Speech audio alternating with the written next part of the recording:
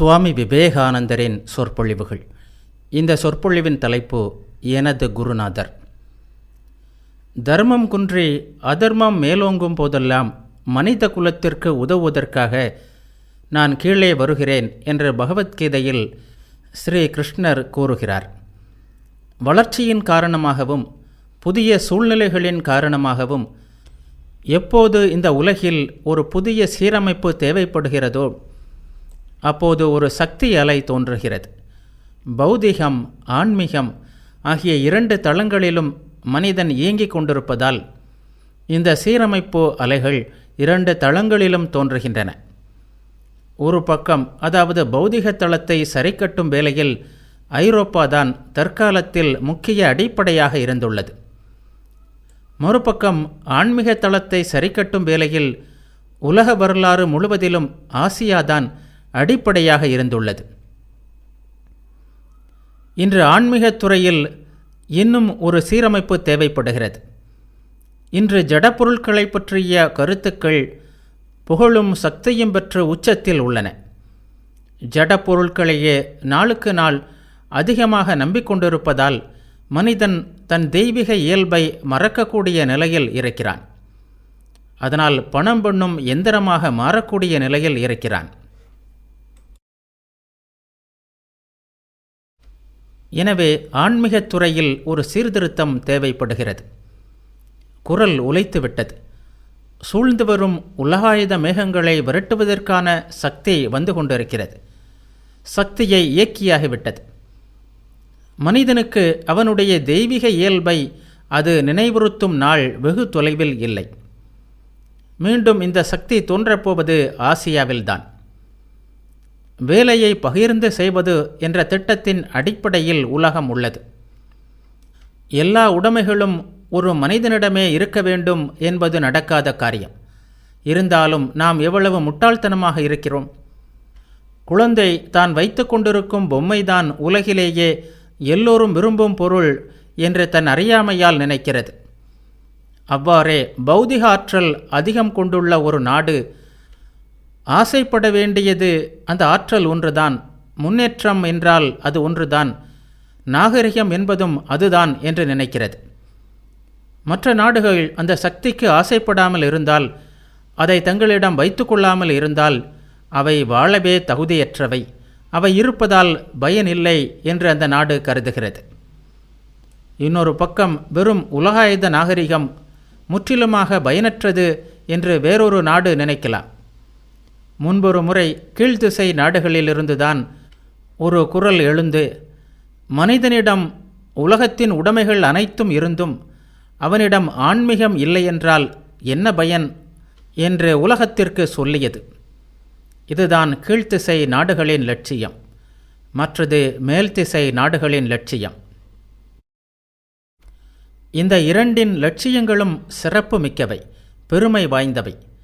இப்பொழுது செய்ய வேண்டிய சீரமைப்பு இந்த இரண்டு லட்சியங்களின் சமரசமாகும். மேலை நாட்டினருக்கு எவ்வளவு உண்மையோ அவ்வளவு உண்மை கீழை நாட்டினருக்கு ஆன்மீக உலகம்.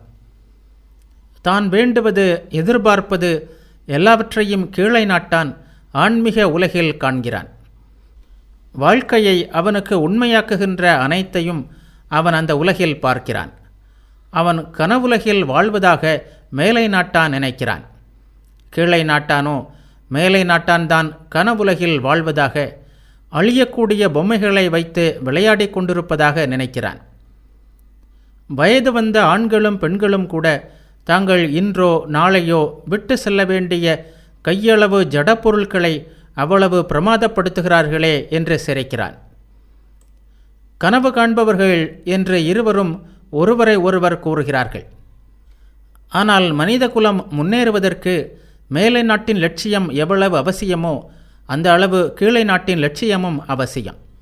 என்னை கேட்டால் இன்னும் அதிக அவசியம் என்று கூட சொல்வேன். எந்திரங்கள் ஒருபோதும் மனிதனுக்கு இன்பம் தந்ததில்லை, இனியும் தரப்போவதில்லை. இதை நம்பும்படி நம்மிடம் சொல்பவன் எந்திரத்தால் தான் இன்பம் இருக்கிறது என்கிறான். ஆனால் இன்பம் என்னவோ மனத்தில்தான் இருக்கிறது. தன் மனத்தின் தலைவனாக யார் விளங்குகிறானோ அவன்தான் இன்பமாக இருக்க முடியும். மற்றவர்களால் முடியாது. பார்க்கப்போனால் எந்திரங்களின் சக்திதான் என்ன? ஒரு கம்பியின் வழியாக மின்சாரத்தை செலுத்துபவனை மிகப்பெரியவன், அதிபுத்திசாலி என்றெல்லாம் ஏன் கொண்டாட வேண்டும்? இயற்கை ஒவ்வொரு நொடியும் கோடி மடங்கு அதிகமாக அதை செய்யவில்லையா? எனவே ஏன் கீழே வீழ்ந்து இயற்கையை வணங்கக்கூடாது? உலகம் முழுவதன் மீதும் உங்களுக்கு ஆதிக்கம் இருந்தாலும், பிரபஞ்சத்தில் உள்ள ஒவ்வொரு அணுவையும் நீங்கள் கட்டுப்படுத்தி வைத்திருந்தாலும் அதனால் என்ன நன்மை? இன்புறுவதற்கான சக்தி உங்களிடம் இல்லாவிட்டால், அதாவது நீங்கள் உங்களை வென்றிருக்காவிட்டால், இந்த ஆதிக்கம் உங்களுக்கு இன்பத்தை தராது. இயற்கையை வெல்லத்தான் மனிதன் பிறந்திருக்கிறான். உண்மை, இயற்கை என்பது ஜட உலகம் அல்லது புறப்பிரபஞ்சம் என்று மேலை நாட்டார் கொள்கிறார்கள். மலைகள், கடல்கள், நதிகள் என்று அளவற்ற சக்திகளையும் எல்லையற்ற மாறுபாடுகளையும் கொண்ட இயற்கை கம்பீரமானதுதான். ஆனால் அதைவிட கம்பீரமானது ஒன்று இருக்கிறது. அதுதான் மனிதனின் அக இயற்கை. இது சூரியன், சந்திரன், நட்சத்திரங்கள் இவற்றை விட உயர்ந்தது. ஏன் நம் பூமியை விட உயர்ந்தது. பௌதிக பிரபஞ்சத்தை விட உயர்ந்தது. நாம் சிறிய வாழ்க்கைகளுக்கெல்லாம் அப்பாற்பட்டது. அது இன்னொரு துறை. அதனை நாம் ஆராய வேண்டும்.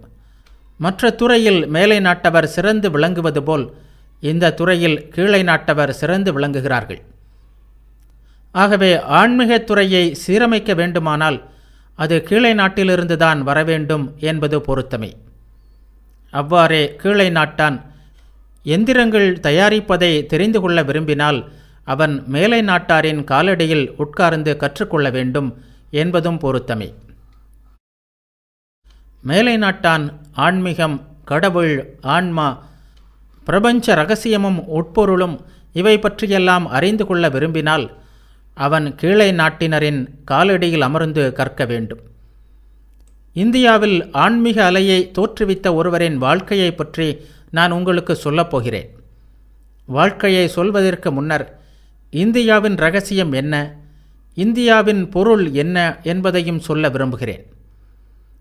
உலகப் பொருட்களின் ஒளியால் மதிமயங்கி கிடப்பவர்கள் உண்பது, குடிப்பது, போகங்களை அனுபவிப்பது இவற்றிற்காகத்தான் வாழ்கிறோம் என்று எண்ணுபவர்கள், மண்ணும் பொன்னும் தான் உடைமைகள் என்று நினைப்பவர்கள், இன்பம் என்றாலே புலன்களால் நுகரும் இன்பம்தான் என்று கருதுபவர்கள், பணம்தான் கடவுள் என்று நினைப்பவர்கள், சுலபமாகவும் வசதியாகவும் வாழ்ந்துவிட்டு இறப்பதுதான் வாழ்க்கையின் குறிக்கோள் என்று எண்ணுபவர்கள், உயர்ந்த விஷயங்களை பற்றி நினைக்காத மனம் கொண்டவர்கள், தங்கள் வாழ்க்கையை சூழ்ந்திருக்கின்ற புலனின்ப பொருட்களை தவிர மேலானது ஒன்று இருக்கிறது என்று நினைத்து பார்க்காதவர்கள், இவர்கள் இந்தியாவிற்கு போனால் என்ன காண்பார்கள்? எங்கு பார்த்தாலும் வறுமை, அழுக்கு, மூடநம்பிக்கை, இருட்டு, பயங்கரம் இவற்றைத்தான். ஏனெனில் அவர்களை பொறுத்தவரை நாகரிகம் என்றால் உடை, கல்வி, சமூக மரியாதை இவைதான். மேலை நாடுகள் தங்கள் பொருளாதார நிலையை உயர்த்துவதற்கு தங்களால் இயன்ற அளவு முயன்றுள்ளன. இந்தியா வேறு வழியில் சென்றது.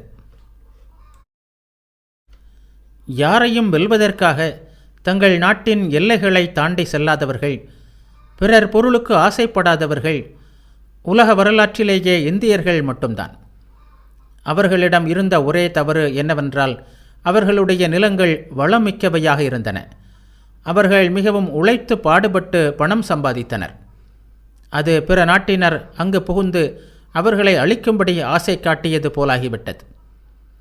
மற்றவர்கள் தங்கள் நாட்டை அழைத்தாலும், தங்களை காட்டுமிராண்டிகள் என்று அழைத்தாலும் அதை மனநிறைவாக அவர்கள் ஏற்றுக்கொள்கின்றனர். பதிலாக உலகிற்கு கடவுளை பற்றிய தங்கள் காட்சிகளை அனுப்பவே விரும்புகின்றனர்.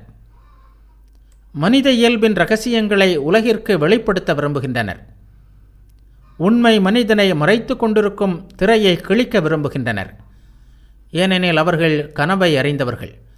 இந்த உலகாயுதத்திற்கு பின்னால் மனிதனின் உண்மையான தெய்வீக இயல்பு இருக்கிறது என்பது அவர்களுக்கு தெரியும். இந்த தெய்வீக இயல்பை எந்த பாவமும் மாசுபடுத்த முடியாது, எந்த குற்றமும் கெடுக்க முடியாது, எந்த ஆசையும் களங்கப்படுத்த முடியாது, தீ எரிக்க முடியாது, நீர் நனைக்க முடியாது, வெப்பம் உலர்த்த முடியாது, மரணம் கொல்ல முடியாது. மேலை நாட்டினருக்கு புலன்களால் அறியப்படுகின்ற புறப்பொருட்கள் எவ்வளவு உண்மையோ அவ்வளவு உண்மை அவர்களுக்கு மனிதனின் உண்மையான இயல்பு. ஆஹா என்று கத்திக்கொண்டு பீரங்கியின் வாயில் நீங்கள் எவ்வளவு தைரியமாக குதிக்கிறீர்களோ, நாட்டுப்பற்றின் பெயரால் நாட்டிற்காக உங்கள் உயிரை கொடுக்க நீங்கள் எவ்வளவு தயாராக இருக்கிறீர்களோ அவ்வாறே கடவுளின் பெயரால் அவர்கள் தைரியமாக இருக்கிறார்கள்.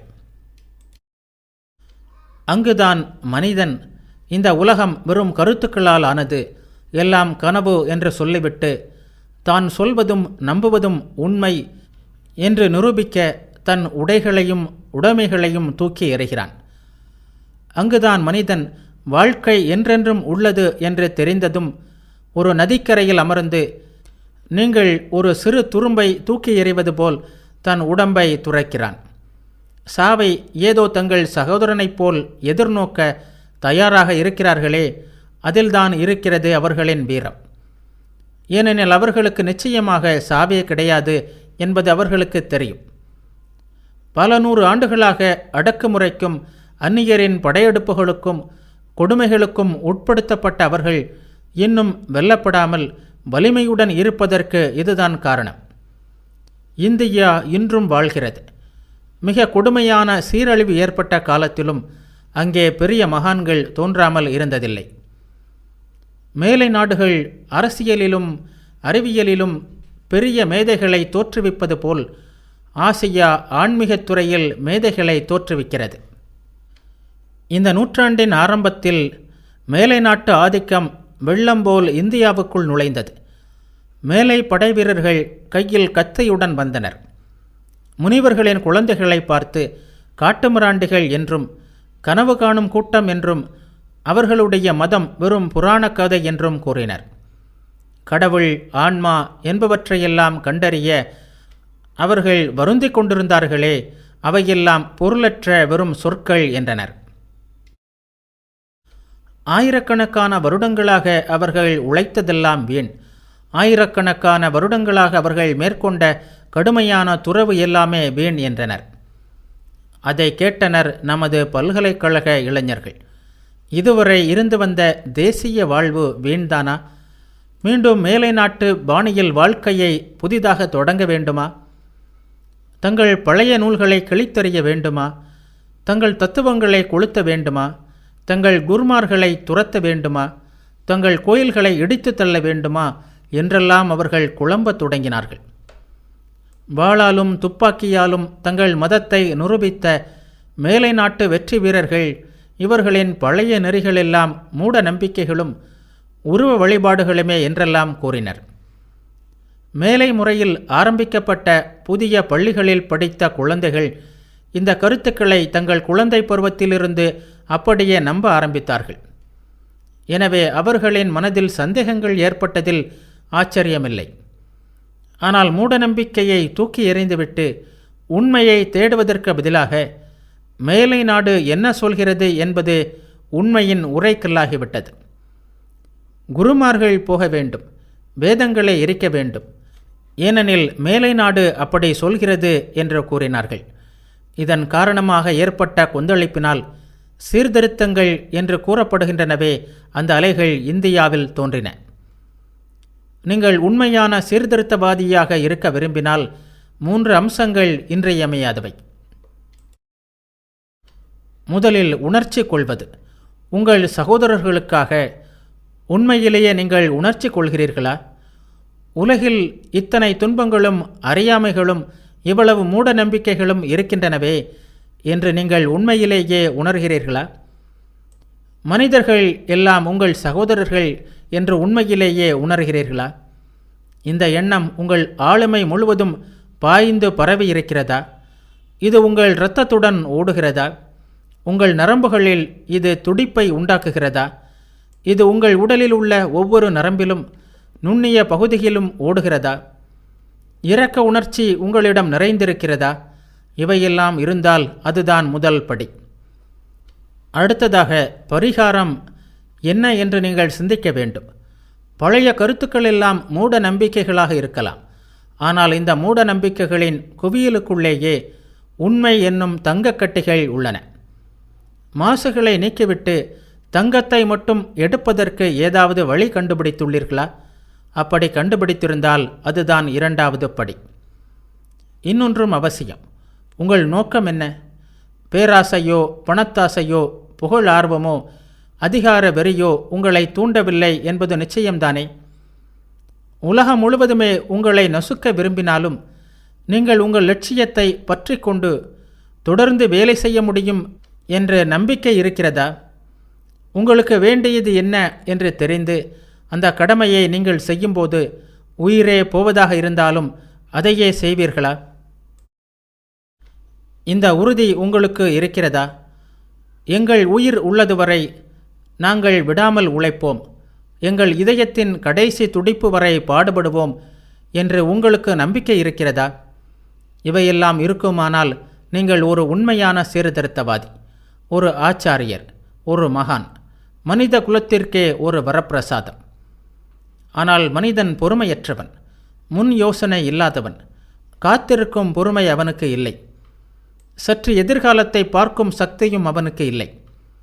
அவன் ஆள விரும்புகிறான், கைமேல் பலனை எதிர்பார்க்கிறான். ஏன்? தானே பலன்களை அனுபவிக்க விரும்புகிறான். உண்மையில் அவன் மற்றவர்களை பற்றி கவலைப்படுவதில்லை. கடமைக்காக கடமை என்பது அல்ல அவன் விரும்புவது. வேலை செய்யத்தான் உனக்கு அதிகாரம் உண்டு, அதன் பலன்களில் அல்ல என்கிறார் ஸ்ரீகிருஷ்ணர். ஏன் பலன்களில் பற்றுக்கொள்ள வேண்டும்? நாம் செய்ய வேண்டியது கடமைகள். பலன்கள் தாமாகவே வருபவை. அவை வரட்டும். ஆனால் மனிதனுக்கு பொறுமை இல்லை. அவன் ஏதாவது திட்டத்தை எடுத்துக்கொள்கிறான். உலகெங்கும் சீர்திருத்தவாதிகளாக வர விரும்புகிறவர்களை இந்த தலைப்பில்தான் சேர்க்க வேண்டும். நான் முன்னர் கூறியது போல் இந்தியாவுக்குள் நுழைந்த உலகாயுத அலை பண்டைய ரிஷிகளின் போதனைகளை அடித்து கொண்டு போய்விடுமோ என்ற நிலைமை ஏற்பட்ட போதுதான் அங்கே சீர்திருத்த கருத்து தோன்றியது. ஆனால் அந்த நாடு இத்தகைய 1000 மாறுதல் அலைகளின் தாக்குதல்களை தாங்கியிருக்கிறது. பழையவற்றுடன் ஒப்பிடும்போது இது மிக சாதாரண அலை என்றுதான் சொல்ல வேண்டும். நூற்றுக்கணக்கான ஆண்டுகளாக அலைகளுக்கு பின் அலைகளாக எழுந்து நாட்டில் எல்லாவற்றையும் உடைத்து நசுக்கி இருக்கின்றன. வாள்கள் ஒளி வீசி உள்ளன. அல்லாவுக்கு ஜே என்ற குரல் இந்திய வானை பிளந்துள்ளது. ஆனால் இந்த வெள்ளங்கள் அடங்கிவிட்டன. தேசிய லட்சியங்கள் மாறாமல் அப்படியே இருந்தன. இந்திய சமுதாயத்தை அழிக்க முடியாது. அதன் தர்மம் பின்னணியில் உள்ள வரையிலும், மக்கள் தங்கள் ஆன்மீகத்தை கைவிடாத வரையிலும் அது அழிவில்லாமல் நிற்கும். அவர்கள் பிச்சைக்காரர்களாக இருக்கலாம், ஏழையாக வறுமையில் வாடுபவர்களாக இருக்கலாம், காலமெல்லாம் அழுக்கும் அசுத்தமும் அவர்களை சூழ்ந்திருக்கலாம். ஆனால் அவர்கள் தங்கள் கடவுளை உதறி தள்ளாதிருக்கட்டும். தாங்கள் ரிஷிகளின் குழந்தைகள் என்பதை மறக்காமல் இருக்கட்டும். மேலை நாட்டில் சாதாரண மனிதன் கூட தான் ஐரோப்பாவில் மத்திய நூற்றாண்டுகளில் வாழ்ந்த ஒரு கொள்ளைக்கார தலைவனுடைய சந்ததியில் வந்தவன் என்று பெருமையாக சொல்லிக்கொள்ள ஆசைப்படுகிறான். அதுபோல் இந்தியாவில் சிம்மாசனத்தில் வீற்றுள்ள சக்கரவர்த்தி கூட காட்டிலே மர உரி தரித்து காய்கனிகளை தின்று கொண்டு தியானத்தில் ஆழ்ந்திருந்த ஓர் ஏழை முனிவரின் பரம்பரையில் தோன்றியவன் என்று சொல்லிக்கொள்ள விரும்புகிறான். இத்தகைய மரபு வழியையே நாங்கள் விரும்புகிறோம். புனிதத்திற்கு இவ்வளவு சிறப்பு அளிக்கப்படும் வரையில் இந்தியா சாக முடியாது. 19th Century என்னும் பத்திரிகையில் பேராசிரியர் மேக்ஸ்முல்லர் எழுதிய உண்மையான மகாத்மா, எ ரியல் மகாத்மன் என்ற கட்டுரையை உங்களில் பலர் படித்திருப்பீர்கள். ஸ்ரீராமகிருஷ்ணரின் வாழ்க்கை சுவையானது. ஏனெனில் அவர் உபதேசித்த கருத்துக்களுக்கு அவரே உயிருள்ள உதாரணமாக விளங்கினார்.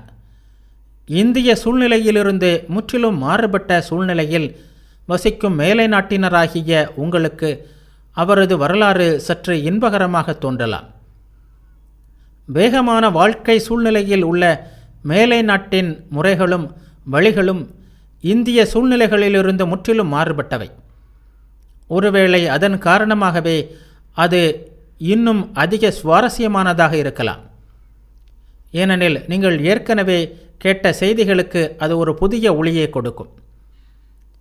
பலவித சீர்திருத்தங்கள் இந்தியாவில் ஆரம்பிக்கப்பட்ட காலத்தில்தான் வங்காளத்தில் தொலைவில் உள்ள ஒரு சிறு கிராமத்தில் ஏழை பிராமண பெற்றோர்களுக்கு 1836 பிப்ரவரி 18 ஒரு குழந்தை பிறந்தது.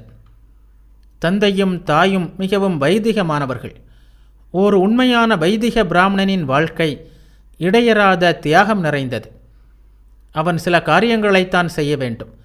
அதை தவிர லௌகிக காரியங்களில் ஈடுபடக்கூடாது. அதே வேளையில் எல்லோரிடமிருந்தும் தானங்கள் வாங்கக்கூடாது. அந்த வாழ்க்கை எவ்வளவு கடினமாக இருக்கும் என்று சற்று கற்பனை செய்து பாருங்கள். பிராமணர்களை பற்றியும் அவர்களுடைய புரோகித தொழிலை பற்றியும் நீங்கள் ஏராளம் கேள்விப்பட்டிருப்பீர்கள். ஆனால் இந்த அற்புத மனிதர்களின் கூட்டம் எப்படி தங்கள் மக்களை ஆள்கிறது என்பதை பற்றி நீங்கள் சிந்தித்து பார்த்ததில்லை. நாட்டில் உள்ள வகுப்பினரில் அவர்கள்தான் மிகவும் ஏழைகள். அவர்களுடைய சக்தியின் இரகசியம் தியாகம். அவர்கள் ஒருபோதும் பணத்திற்கு ஆசைப்படுவதில்லை. உலகிலேயே மிகவும் ஏழை புரோகிதர்கள் அவர்கள். எனவே மிகுந்த சக்தி வாய்ந்தவர்களாக இருந்தார்கள். இந்த வறுமை நிலையிலும் கூட எந்த பிச்சைக்காரனையும் வெறும் கையுடன் அனுப்ப மாட்டாள் ஒரு பிராமணனின் மனைவி. ஒரு தாயின் மிக முக்கியமான கடமையாக அது இந்தியாவில் கருதப்படுகிறது. அவள் தாய். எனவே அனைவருக்கும் கடைசியாக சாப்பிடுவது அவளது கடமை. தான் சாப்பிடுவதற்கு முன்பு மற்றவர்கள் அனைவரும் சாப்பிட்டு விட்டார்களா என்று அவள் பார்க்க வேண்டும். அதனால்தான் இந்தியாவில் தாய் தெய்வமாக மதிக்கப்படுகிறாள். நம் வரலாற்று தலைவரின் தாய் அப்படி ஒரு இந்து தாயாக இருந்தாள். ஜாதி உயர உயர கட்டுப்பாடுகளும் அதிகமாகின்றன. கடைசி ஜாதி மக்கள் தங்கள் விருப்பப்படி எதையும் சாப்பிடலாம், எதையும் குடிக்கலாம். ஆனால் மனிதனின் சமூக நிலை உயர உயர கட்டுப்பாடுகள் அதிகரிக்கின்றன. பரம்பரை புரோகித ஜாதியாகிய மிக உயர்ந்த ஜாதி, அதாவது பிராமண ஜாதியினரின் வாழ்க்கை நான் சொன்னது போல் மிக குறுகிய வட்டத்திற்குள் தான் இயங்க வேண்டும். மேலை நாட்டு பழக்க வழக்கங்களோடு ஒப்பிடும்போது இவர்களின் வாழ்க்கை ஒரு நிரந்தர தவ வாழ்க்கை என்றுதான் சொல்ல வேண்டும். உலகிலேயே இந்துக்கள் ஒரு தனிப்பட்ட சமுதாயம் என்று சொல்லலாம். ஆங்கிலேயர்களைப் போலவே அவர்களுக்கும் ஒரு செயலை தொடர்ந்து விடாமல் செய்யும் பழக்கம் உண்டு. சற்று அதிகமாக உண்டு என்றே சொல்லலாம். அவர்கள் ஏதாவது ஒரு கருத்தை ஏற்றுக்கொண்டு விட்டால் அதில் பரம்பரையாக கடைசி வரையில் ஈடுபட்டு அதற்கு ஏதாவது ஒரு உரு கொடுக்கும் வரையில் பாடுபடுவார்கள். அவர்களிடம் ஒரு கருத்தை கூறிவிட்டால் போதும், அதை திரும்ப பெறுவது கடினம். அதே வேளையில் ஒரு புதிய கருத்தை அவர்கள் ஏற்கும்படி செய்வதும் சுலபம் அல்ல. ஆகவே வைதிக இந்துக்கள் மிகவும் தனிப்பட்டவர்கள். தங்கள் எண்ணங்கள், தங்கள் உணர்ச்சிகள் என்ற தளத்திலேயே வாழ்பவர்கள். இவர்களின் வாழ்க்கை எப்படி இருக்க வேண்டுமென்று ஒரு சிறிய அம்சம் கூட விடாமல் எங்கள் பழைய நூல்களில் குறிக்கப்பட்டுள்ளன. அந்த சிறிய அம்சங்களையும் பிடிவாதமான உறுதியுடன் செயல்படுத்துகிறார்கள். ஜாதி என்றல்ல, அதில் தங்கள் உட்பிரிவை சேர்ந்தவர்களைத் தவிர வேறு பிரிவினர் சமைப்பதை கூட உண்ணமாட்டார்கள். அதைவிட பட்டினி கிடப்பார்கள். தங்கள் கொள்கைகளில் மிகவும் உறுதி உள்ளவர்கள், ஈடுபாடு கொண்டவர்கள். வைதிக இந்துக்கள் தங்கள் நம்பிக்கையிலும் மத வாழ்க்கையிலும் அவ்வளவு தீவிரமாக இருப்பதன் காரணம் அது சரி என்று அவர்கள் கொண்டுள்ள அசைக்க முடியாத உறுதிதான். அவர்கள் அவ்வளவு விடாப்பிடியாக போற்றி வருபவை சரியல்ல என்று நமக்கு தோன்றலாம். ஆனால் அவர்களுக்கு அது சரி. எந்த நிலையிலும் மனிதன் மற்றவர்களிடம் கருணை காட்ட வேண்டும் என்று எங்கள் நூல்களில் எழுதப்பட்டுள்ளன. ஒருவனுக்கு உதவி செய்வதற்காக, ஒருவனின் உயிரை காப்பதற்காக மற்றொருவன் பட்டினி கிடந்து செத்தாலும் அது சரியானது. சரியானது மட்டுமல்ல, மனிதன் என்றால் அவன் அப்படித்தான் நடந்து கொள்ள வேண்டும் என்று சொல்லப்படுகிறது.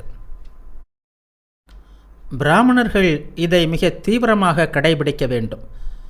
இந்திய இலக்கியம் அறிந்தவர்களுக்கு இந்த தீவிர கருணையை பற்றி மகாபாரதத்தில் வரும் ஒரு அழகான கதை நினைவுக்கு வரலாம். தங்களிடமிருந்த கடைசி உணவை கூட ஒரு பிச்சைக்காரனுக்கு கொடுத்துவிட்டு எப்படி ஒரு குடும்பமே மரணத்தை தழுவியது என்பதை விளக்குகிறது அந்த கதை. இது மிகைப்பட கூறப்பட்டது அல்ல. இத்தகைய செயல்கள் இன்றும் நடக்கின்றன. எனது குருநாதருடைய தாய் தந்தையரின் குணமும் பெரும்பாலும் இப்படித்தான் இருந்தது. அவர்கள் மிகவும் ஏழைகள். இருந்தும் ஓர் ஏழைக்கு உதவி செய்வதற்காக அந்த தாய் எத்தனையோ நாட்கள் பட்டினி கிடந்ததுண்டு. அவர்களுக்குத்தான் இந்த குழந்தை பிறந்தது. பிள்ளை பருவத்திலிருந்தே அவரது செயல்கள் தனித்தன்மை வாய்ந்தவையாக இருந்தன. பிறவியிலிருந்தே அவரிடம் முற்பிறவி நினைவு இருந்தது. தாம் எதற்காக உலகத்திற்கு வந்துள்ளோம் என்பது அவருக்கு தெரிந்திருந்தது. அந்த நோக்கத்தை நிறைவேற்றுவதற்காக அவர் தமது எல்லா சக்திகளையும் செலவழித்தார்.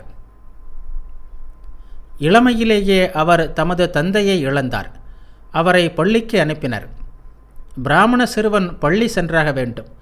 அவன் கல்வி கற்பதை தவிர வேறு எதையும் செய்யக்கூடாதென்பது அவனுடைய ஜாதி கட்டுப்பாடு. இந்தியாவின் பழைய கல்வி முறை தற்கால முறையிலிருந்து முற்றிலும் மாறுபட்டது. நாட்டின் பல பாகங்களில் அது இன்றும் நிலவுகிறது. குறிப்பாக சன்னியாசிகளை பொறுத்தவரை அது அப்படியே உள்ளது. மாணவர்கள் கட்டணம் கொடுக்க வேண்டாம். அறிவு மிகவும் புனிதமானது. எனவே அதை யாரும் விற்கக்கூடாது என்று கருதப்பட்டது. ஒரு விலையும் கேட்காமல் அறிவு இலவசமாக கொடுக்கப்பட வேண்டும். கட்டணம் வாங்காமல் மாணவர்களை ஏற்றுக்கொண்டதுடன் அவர்களுக்கு உணவும் உடையும் ஆசிரியர்களே கொடுத்தார்கள். திருமணம், திவசம் போன்ற வேளைகளில் பணக்கார குடும்பங்கள் அவர்களுக்கு நன்கொடை கொடுப்பார்கள். சில தானங்கள் அவர்களுக்கு தான் முதலில் கொடுக்கப்பட வேண்டும் என்பது நியதி. இதை வைத்து அவர்கள் மாணவர்களை ஆதரித்தார்கள். எங்கேயாவது திருமணம் நடந்தால், அதுவும் குறிப்பாக பணக்காரர் குடும்பத்தில் நடந்தால், ஆசிரியர்கள் அங்கு அழைக்கப்படுவார்கள். அவர்களும் அங்கு சென்ற பல விஷயங்களை பற்றி பேசுவார்கள். ஆசிரியர்களின் இத்தகைய கூட்டம் ஒன்றிற்கு இந்த சிறுவன் சென்றான். அங்கு அவர்கள் அவனது அறிவிற்கு எட்டாதவையான தர்க்கம், வானையியல் போன்றவற்றை விவாதித்து கொண்டிருந்தார்கள். இந்த பையன் சற்று விசித்திரமானவன் என்று நான் முன்பே சொன்னேன் அல்லவா? ஆகவே அவர்களின் விவாதங்களிலிருந்து இவன் கற்றுக்கொண்ட படிப்பினை என்னவென்றால், இவர்களின் அவ்வளவு அறிவின் முடிவும் இதுதான். எதற்காக இவர்கள் இப்படி விவாதங்களில் ஈடுபட்டு சண்டை போடுகிறார்கள்? எல்லாம் பணத்திற்காக. யார் அதிக அறிவை வெளிப்படுத்துகிறாரோ அவருக்கு சிறந்த ஆடை பரிசாக கிடைக்கும். இவர்கள் பாடுபடுவதெல்லாம் அதற்காகத்தான். நான் இனி பள்ளிக்கூடம் போக மாட்டேன் என்பதுதான் அவன் எடுத்த முடிவு. அவன் போகவும் இல்லை. அவனது பள்ளி படிப்பு அத்துடன் முடிந்தது. ஆனால் இந்த சிறுவனுக்கு ஒரு தமையன் இருந்தார். அவர் பெரிய பண்டிதர். படிப்பதற்காக இந்த சிறுவனையும் தம்முடன் கல்கத்தாவிற்கு அழைத்து சென்றார். சிறிது காலத்திலேயே லௌகிக படிப்பின் குறிக்கோள் உலகியல் முன்னேற்றத்திற்கே தவிர வேறு எதற்கும் அல்ல என்ற முடிவுக்கு வந்த அவன் படிப்பை நிறுத்திவிட்டு ஆன்ம ஞானத்தை தேடுவதில் முற்றிலுமாக ஈடுபட்டான். தந்தை இறந்து விட்டார். குடும்பமோ மிக வறுமை நிலையில் இருந்தது. ஆகவே இந்த இளைஞன் தன் பிழைப்பை தானே தேட வேண்டிய நிலையில் இருந்தான். அதனால் கல்கத்தாவிற்கு பக்கத்தில் உள்ள ஓர் இடத்திற்கு சென்று அங்கு ஒரு கோவிலில் அர்ச்சகராக அமர்ந்தான். கோயில் அர்ச்சகர் தொழில் ஒரு பிராமணனுக்கு மிகவும் இழிவானதாக கருதப்படுகிறது. எங்கள் கோவில்கள் உங்கள் சர்ச்சை போன்றவை அல்ல. அவை பொது வழிபாட்டிற்கான இடங்கள் அல்ல. சொல்லப்போனால் பொது வழிபாடு என்பதே இந்தியாவில் இல்லை. கோயில்கள் பெரும்பாலும் புண்ணியம் பெறுவதற்காக பணக்காரர்களால் கட்டப்படுகின்றன. ஒருவனுக்கு நிறைய சொத்து இருந்தால் அவன் ஒரு கோவில் கட்ட நினைக்கிறான். அதில் பகவானின் அவதாரங்களுள் யாராவது ஒருவரின் சின்னத்தையோ விக்கிரகத்தையோ பிரதிஷ்டை செய்வான். கிட்டத்தட்ட ரோமன் கத்தோலிக்க சர்ச்சுகளைப் போலவே அங்கே வழிபாடு நடைபெறுகிறது. புனித நூல்களிலிருந்து சில பகுதிகள் வாசிக்கப்படுகின்றன. விக்கிரகத்திற்கு முன்பு தீபாராதனை காட்டப்படுகிறது. ஒரு மாமனிதரை நாம் எப்படியெல்லாம் கௌரவப்படுத்துவோமோ அப்படி விக்கிரகம் போற்றப்படுகிறது. கோவில்களில் நடப்பது இவையே. கோயிலுக்கு போவதாலேயே ஒருவன் கோவிலுக்கு போகாதவனை விட சிறந்தவனாக கருதப்படுவதில்லை. பார்க்க போனால் போகாதவன்தான் சிறந்த மதவாதி. ஏனெனில் இந்தியாவில் மதம் என்பது தனி நபர் சம்பந்தமான ஒன்று. ஒவ்வொரு வீட்டிலும் ஒரு சிறு கோயிலோ ஒரு பூஜையறையோ இருக்கும். காலையிலும் மாலையிலும் அவன் அங்கு சென்று ஒரு மூலையில் உட்கார்ந்து தன் வழிபாட்டை செய்வான். வழிபாடும் மானசீகமானது. அவன் என்ன செய்கிறான் என்பது கேட்காது, அடுத்தவனுக்கு தெரியாது. அவன் அங்கு உட்கார்ந்திருப்பான். சில வேளைகளில் விரல்களை விசித்திரமாக அசைப்பான். அவனது மூக்கை பிடித்து கொண்டு விசித்திரமாக மூச்சு விடுவான்.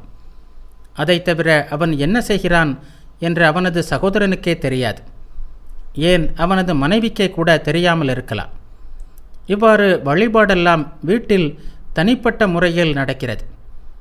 வீட்டில் கோயிலோ பூஜையறையோ அமைக்க இயலாதவர்கள் நதிக்கரையிலோ குளக்கரையிலோ அல்லது கடலுக்கு அருகே வசித்தால் கடற்கரைக்கோ செல்கிறார்கள். சில வேளைகளில் கோவிலுக்கு சென்று அங்கு திருவுருவை வணங்குவதன் மூலம் இறைவனை வழிபடுகிறார்கள். அத்துடன் அவர்களுடைய கோவில் கடமை முடிந்து விடுகிறது. ஆகவேதான் தொன்று தொட்டே எங்கள் நாட்டில் அர்ச்சகர் தொழில் இழிவானது என்றே கருதப்பட்டு வந்திருக்கிறது. மனுவும் தமது நீதி நூலில் அப்படியே கூறுகிறார். அது மிகவும் இழிந்த தொழில். அதற்காக அந்த பிராமணர்களை கடிந்து கொள்ளவும் செய்யலாம் என்று சில நூல்கள் கூறுகின்றன. இதில் இன்னொரு கருத்தும் இருக்கிறது. கல்விக்கே பணம் வாங்கக்கூடாது என்று இருக்கும்போது அதைவிட பரிசுத்தமான கோவில் வேலைக்கு பணம் வாங்கலாமா என்பதுதான் அது. அது புனிதமானவற்றை வியாபாரமாக்குவது. ஆகவே வறுமையின் காரணமாக வேறு வழியின்றி கிடைத்த ஒரே வேலையான அர்ச்சகர் வேலையை ஏற்றுக்கொண்ட போது அந்த இளைஞரின் மனம் என்ன பாடுபட்டிருக்கும் என்பதை நீங்கள் ஊகித்து கொள்ளலாம். வங்காளத்தில் எத்தனையோ கவிஞர்களின் பாடல்கள் மக்களை அடைந்துவிட்டன. அவை கல்கத்தாவின் தெருக்களிலும் ஒவ்வொரு கிராமத்திலும் பாடப்படுகின்றன. அவற்றுள் பெரும்பாலானவை மதம் சம்பந்தப்பட்டவை. அவற்றின் மையக்கருத்து இந்திய மதங்களுக்கே உரித்தானது என்று சொல்லத்தக்கதான அனுபூதி என்பதாகும். இந்த கருத்தை சொல்லாத மத நூல் ஒன்று கூட இந்தியாவில் இல்லை என்று சொல்லலாம். மனிதன் இறையனுபூதி பெற வேண்டும், அவரை உணர வேண்டும், அவரை பார்க்க வேண்டும், அவருடன் பேச வேண்டும். அதுதான் மதம். இறைக்காட்சி பெற்ற மகான்களின் கதைகள் இந்தியாவில் ஏராளம் உண்டு. இத்தகைய கோட்பாடுகள் மதத்தின் அடிப்படையாக விளங்குகின்றன. பண்டைய நூல்களும் சாஸ்திரங்களும் ஆன்மீக உண்மைகளுடன் நேரடி தொடர்பு உடையவர்களாலேயே எழுதப்பட்டன. இந்த நூல்கள் அறிவாளிகளுக்காக எழுதப்படவில்லை. தர்க்க ரீதியிலும் இவற்றை புரிந்து கொள்ள முடியாது. தாங்கள் கண்டதை அவர்கள் அப்படியே எழுதினார்கள். அவர்களின் அளவுக்கு தங்களை உயர்த்தி கொண்டவர்களால் தான் அவற்றை புரிந்து கொள்ள முடியும். இந்த வாழ்க்கையிலேயே இறையனுபூதி பெற முடியும், அதை எல்லோரும் அடைய முடியும் என்று அவர்கள் கூறுகிறார்கள். இதை எப்படி அடைவது என்பதை நாம் உணர்வதில்தான் மதம் ஆரம்பிக்கிறது. எல்லா மதங்களின் மைய கருத்தும் இதுதான். ஒருவன் சிறந்த பேச்சாளனாக இருக்கலாம். அவனது பேச்சு மிகவும் தர்க்க ரீதியாக இருக்கலாம். அவன் மிக உயர்ந்த கோட்பாடுகளை பற்றி பேசலாம். ஆனால் அவன் பேசுவதை கேட்க யாரும் இருக்க மாட்டார்கள். ஆனால் இன்னொருவனோ ஏழையாக தாய்மொழியை கூட சரியாக பேச தெரியாதவனாக இருப்பான். இருந்தும் நாட்டில் பாதி பேர் அவனது வாழ்நாளிலேயே அவனை கடவுளாக கும்பிடுவதை பார்க்கலாம். அனுபூதி நிலைக்கு தன்னை உயர்த்தி கொண்ட ஒருவனுக்கு மதம் என்பது ஊகமோ கற்பனையோ இல்லை. ஆன்மாவின் அழியாத தன்மை, கடவுள், மதம் போன்ற முக்கியமான விஷயங்களில் அவனுக்கு நல்ல தெளிவு இருக்கும். இந்தியாவில் இந்த விஷயம் எப்படியோ மக்களின் காதை எட்டிவிடுகிறது. உடனே அவனை பார்க்க எல்லா பக்கங்களிலிருந்தும் வருகிறார்கள். மெல்ல மெல்ல அவனை வழிபட ஆரம்பிக்கிறார்கள். ஆனந்தமய்யான தேவியின் விக்கிரகம் ஒன்று கோவிலில் இருந்தது. அந்த இளைஞன் காலையிலும் மாலையிலும் அங்கே பூஜை செய்ய வேண்டும். மெல்ல மெல்ல சில கேள்விகள் அவனது மனத்தை ஆக்கிரமிக்கலாயின. இந்த விக்கிரகத்திற்கு பின்னால் ஏதேனும் உள்ளதா? ஆனந்தமய்யான தேவி இருப்பது உண்மைதானா? அவள் இருக்கிறாள், அவள்தான் உலகத்தை நடத்துகிறாள் என்பது உண்மையா? அல்லது எல்லாம் கனவா? மதம் என்பதில் ஏதாவது உண்மை உண்டா? இத்தகைய சந்தேகம் இந்திய குழந்தைக்கு வருவது உண்டு. நாம் செய்வது உண்மைதானா என்ற சந்தேகம் எழுவது எங்கள் நாட்டிற்கே உரிய ஒன்று. கடவுளை பற்றியும் ஆன்மாவை பற்றியும் எவ்வளவோ தத்துவ விளக்கங்கள் இருக்கத்தான் செய்கின்றன. ஆனால் தத்துவ விளக்கங்களால் எங்களுக்கு திருப்தி ஏற்படாது. நூல்களும் கொள்கைகளும் எங்களை திருப்தி செய்ய முடியாது. எங்களை திருப்தி செய்யக்கூடிய ஒன்றே ஒன்று அனுபூதி. கடவுள் என்று ஒருவர் இருப்பது உண்மையா? உண்மையானால் நான் அவரை பார்க்க முடியுமா? உண்மையை நான் உணர முடியுமா? இதெல்லாம் நடைமுறைக்கு ஏற்புடையவை அல்ல என்று மேலை நாட்டினர் நினைக்கலாம். ஆனால் எங்களுக்கோ அது நடைமுறைக்கு மிகவும் ஒத்தது. இந்த கருத்திற்காக மக்கள் தங்கள் உயிரையே தியாகம் செய்வார்கள். தொன்று தொட்டே இந்த கருத்தை உணர்வதற்காக தங்கள் சுகங்களையும் போகங்களையும் விட்டு எத்தனையோ பேர் குகைகளில் வசித்துள்ளார்கள். எத்தனையோ பேர் வீடுகளை துறந்து புண்ணிய நதிக்கரைக்கு வந்து இதனை உணர்வதற்காக அழுது புலம்பியிருக்கிறார்கள். உணர்வது என்ற சொல்லின் சாதாரண பொருளில் அல்ல. அறிவுபூர்வமாக அறிவது அல்ல. தர்க்க ரீதியாக உணர்வது அல்ல. இருட்டில் வழி தேடி திரிவது அல்ல. உணர்வது, அனுபூதி பெறுவது. நமது புலன்களுக்கு, அதாவது நமக்கு உலகம் எவ்வளவு உண்மையாக இருக்கிறதோ அதைவிட உண்மையாக உணர்வது. இதுதான் கருத்து. இதை பற்றி சற்று முன்தான் உங்களிடம் சொன்னேன். அது விஷயமாக எந்த செயல் திட்டத்தையும் இப்போது நான் சொல்லப்போவதில்லை. ஆனால் இந்த கருத்துதான் அவர்கள் மனத்தில் ஆழ பதிந்துள்ளது.